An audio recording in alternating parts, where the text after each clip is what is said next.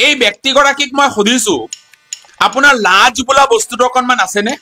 নে আপুনি চৰম নিলজ্জ ব্যক্তি হিচাপে গিনিজ বুকত নাম তুলিবলৈ চেষ্টা কৰিছে বৰ্তমান ধুবুৰী লোকসভা সমষ্টিৰ সাংসদ ৰকিবুল হুছেইনক মুকলি প্ৰত্যাহ্বান জনাইছো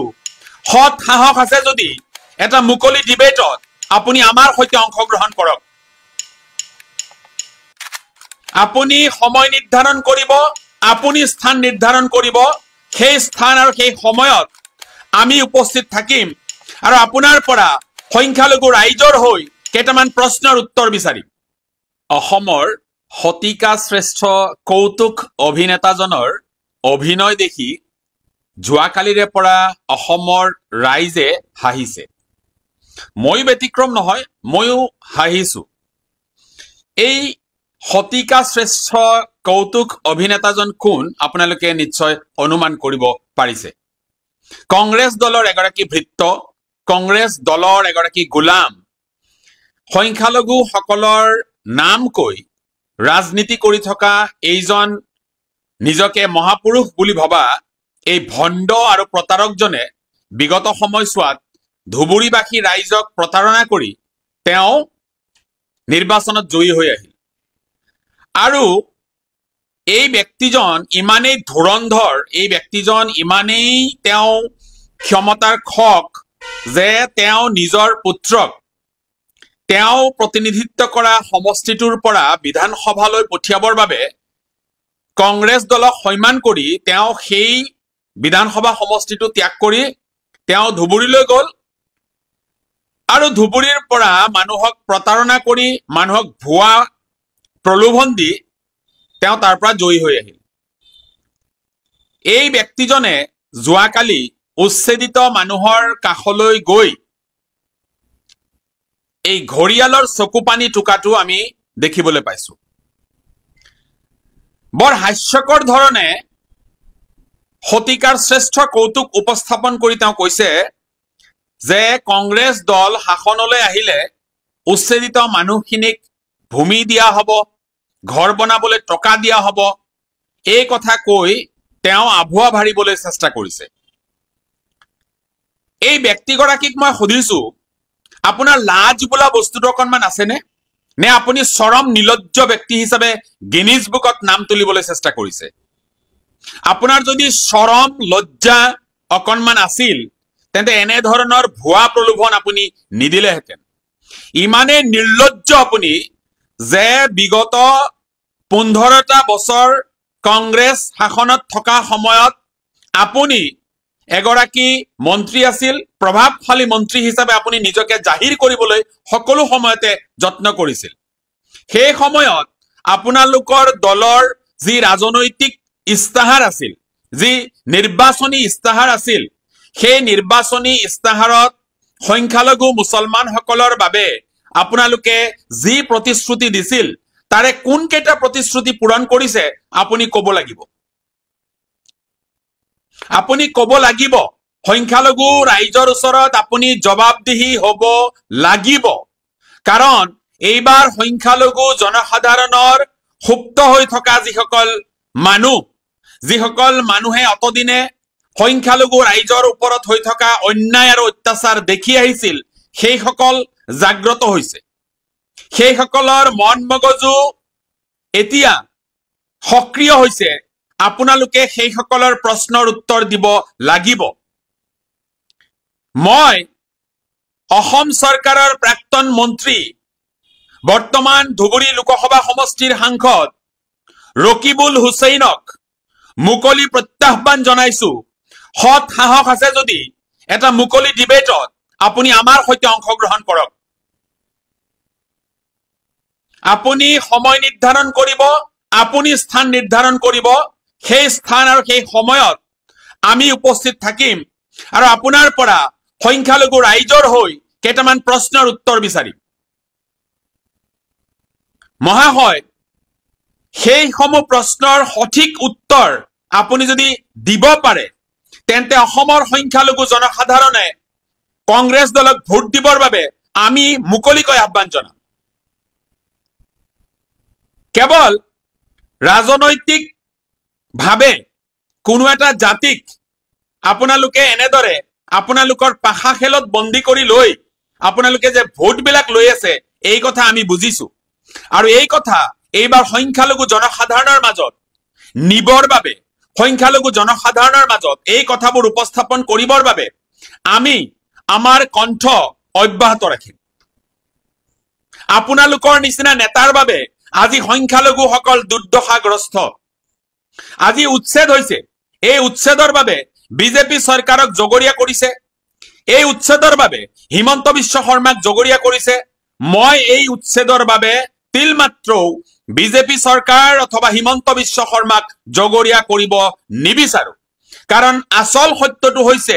এই যে উচ্ছেদ কৰা হৈছে যি আইনৰ দোহাই দিয়ে উচ্ছেদসমূহ কৰা হৈছে সেই আইন আপোনালোকৰ দিনত আপোনালোকৰ চৰকাৰৰ আমলত প্ৰণয়ন কৰা এখন আইন আৰু সেই আইন কাৰ্যকৰী কৰিছে হিমন্ত বিশ্ব শৰ্মাই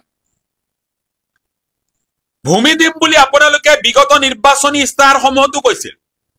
কিন্তু আপোনালোকে ভূমি দিলেনে এই যে গৰাখহনীয়াৰ কবলত পৰা এই নিৰীহ মানুহখিনি ভূমিহীন মানুহখিনিয়ে কেৱল আশ্ৰয়ৰ বাবে কোনো বনাঞ্চলত তেওঁলোকে নিজৰ আশ্ৰয়ৰ সন্ধান কৰি তেওঁলোকে তাত বসতি স্থাপন কৰিছে তেওঁলোকে তাত কোনো উদ্যোগ স্থাপন কৰিবৰ বাবে বা কোনো ব্যৱসায় কৰিবৰ বাবে সেই ভূমিসমূহ দখল কৰা নাই নিজৰ বাসস্থানৰ বাবে নিজৰ পৰিয়ালটোক এটা সুৰক্ষিত বাসস্থানত ৰখাৰ বাবে তেওঁলোকে উপায়বিহীনভাৱে তেনেদৰে তেওঁলোক আছে আৰু আপোনাৰ মুখেৰে কৈছে এই লোকসকল 50-60 বছৰ ধৰি তেনেদৰে আছে কিয় বিগত 15 বছৰীয়া শাসনকালত আপোনালোকৰ দৃষ্টিগোচৰ নহল যে এই সকল ভূমিহীন মানুহক ভূমিৰ পট্টা দিব লাগে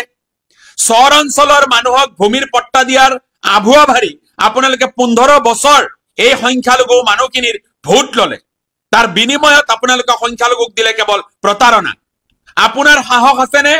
আপোনাৰ হিম্মত আছে নে আপোনাৰ দম আছে নে গৌৰৱ গগৈৰ মুখেৰে ৰাহুল গান্ধীৰ মুখেৰে মল্লিকাৰ্জুন খাৰ্গেৰ মুখেৰে এই কথা অহা 16 তাৰিখে আপোনালোকৰ হ'ব লগা সভাত মুকলিকৈ ঘোষণা কৰিবৰ বাবে যে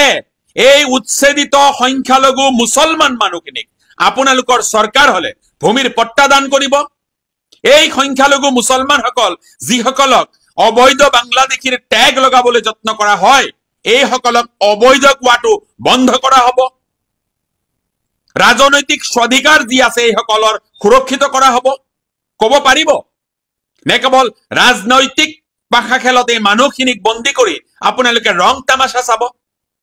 নিৰ্লজ্জৰ দৰে আপুনি সেই ঠাইলৈ গৈ আকৌ ৰাজনীতি কৰিছে আকৌ আপুনি সেই আবহাওয়া কথাবোৰ কৈছে আমাৰ চৰকাৰ আহিলে এইটো কৰিম মই খুদিছো মহাশয় আপোনালোকৰ 15 বছৰীয়া শাসনকালত আপুনি ঘোঁৰাৰ ঘাঁহ কাটি আছিল নেকি আপুনি মন্ত্ৰী আছিল আপোনাৰ দায়িত্ব আছিল আপোনাৰ এটা নৈতিক দায়িত্ব আছিল যে এই সকলক যি প্ৰতিশ্ৰুতি দি আপোনালোকে শাসনলৈ আহিছিল যি নিৰ্বাচনী ইস্তাহাৰত যি কথা আপোনালোকে কৈছিল সেই কথা আখৰে আখৰে পালন কৰাৰ দায়িত্ব আপোনালোকৰ আছিল কিন্তু আপোনালোকে সেয়া নকৰিলে আপোনালোকে কেৱল নিজৰ সম্পদ গুটোৱাত ব্যস্ত হৈ থাকিল আজিওতো আপোনালোকৰ বিৰুদ্ধে বহু কথাই উত্থাপন হয় বেম্বো মিছনৰ কেলেংকাৰীৰ কথা উত্থাপন হয় বিভিন্ন সময়ত বিভিন্ন কথা বতৰাবোৰ উত্থাপন হোৱা আমি দেখিছো কিন্তু আপোনালোকে কেৱল ৰাজনীতি কৰিব জানে যোৱাকালি আপোনাৰ ঘৰিয়ালৰ চকুপানী আমি দেখিছো আপোনাৰ সেই মুখমণ্ডল আমি দেখিছো আৰু তাত যে এটা কলুষিতপূৰ্ণ মনোভাৱ লুকাই আছে সেয়া পৰিস্ফুট হৈছে আপোনালোকৰ এনে সাহস নাই যে আপোনালোকৰ যি নেতৃত্ব গৌৰৱ গগৈ আপোনালোকৰ নেতৃত্ব ৰাহুল গান্ধী আপোনালোকৰ নেতৃত্ব মল্লিকাৰ্জুন খাৰ্গে এই কথা মুকলিকৈ ঘোষণা কৰাবৰ বাবে হৈমান কৰাবৰ বাবে আপোনালোকৰ দম অথবা হিম্মত নাই নিৰ্বাচনৰ সময়ত দম্ভালি মাৰি আপুনি বহু কথাই কৈ গল ধুবুৰী বাসীক প্ৰতাৰণা কৰিবৰ বাবে কিন্তু কাৰ্যক্ষেত্ৰত সেয়া আপুনি কৰি দেখুৱাব যে নোৱাৰে সেয়া আমি জানো আপুনি এগৰাকী লোকসভাৰ সাংসদ আমি অনাগত দিনত লোকসভাত আপোনাৰ ভূমিকা কেনে ধৰণে আপুনি পালন কৰে সেয়া আমি লক্ষ্য কৰিম এটা কথা মনত ৰাখিব মহাশয় আপোনাৰ ৰাজনৈতিক ক্ষমতা এই সংখ্যালঘু মানুহখিনিয়ে কাঢ়ি ল'ব আপুনি সামগুৰিত তাৰ প্ৰমাণ নিশ্চয় পাইছে যে সামগুৰিত আপুনি বা আপোনাৰ বংশ পৰিয়ালৰ কোনো মানুহ যাতে বিধানসভালৈ যাব নোৱাৰে তাৰ পণ সংখ্যালঘু মানুহে লৈছে। অনাগত নিৰ্বাচনত সামগুৰিৰ পৰা আপোনাৰ লগতে আপোনাৰ পৰিয়াল আপোনাৰ বংশৰ কোনো মানুহ যাতে বিধানসভালৈ আহিব নোৱাৰে তাৰ বাবে সংখ্যালঘু মানুহক একত্ৰিত কৰিবৰ বাবে আমি সচেষ্ট ভূমিকা গ্ৰহণ কৰিম। ধুবুৰীবাসী ৰাইজক কৈছো, ধুবুৰীৰ পৰা এইজন মানুহক উৎখাত কৰাৰ বাবে অনাগত দিনত আপোনালোকে পণ ল'ব লাগিব। এনে ধৰণৰ ব্যক্তি যদি সংখ্যালঘু মানুহক ৰিপ্ৰেজেন্ট কৰি থাকে তেন্তে সংখ্যালঘু মানুহৰ উত্তৰণ কোনো কাৰণত সম্ভৱ নহব। আজি এই গোটেই কথা বতৰাবোৰ আপোনাক উদ্দেশ্য কৰি কৈছো, আপোনাৰ দৃষ্টিগোচৰ কৰিবৰ বাবে কৈছো। মই পুনৰবাৰ কৈছো যে আপুনি মুকলি ডিবেটত আহক। আপোনাৰ সন্মুখত বহি থকা সাংবাদিকসকলৰ সেই হিম্মত নাই আপোনাক প্ৰশ্ন কৰিবৰ বাবে, কাৰণ বহুতে আপোনাক হয়তো ভয় কৰে। আপোনাৰ সেই বিয়াগুম চেহেৰাটো দেখি আমি অন্তত আপোনাক ভয় নকৰো, কেৰেপ নকৰো। শিক্ষিত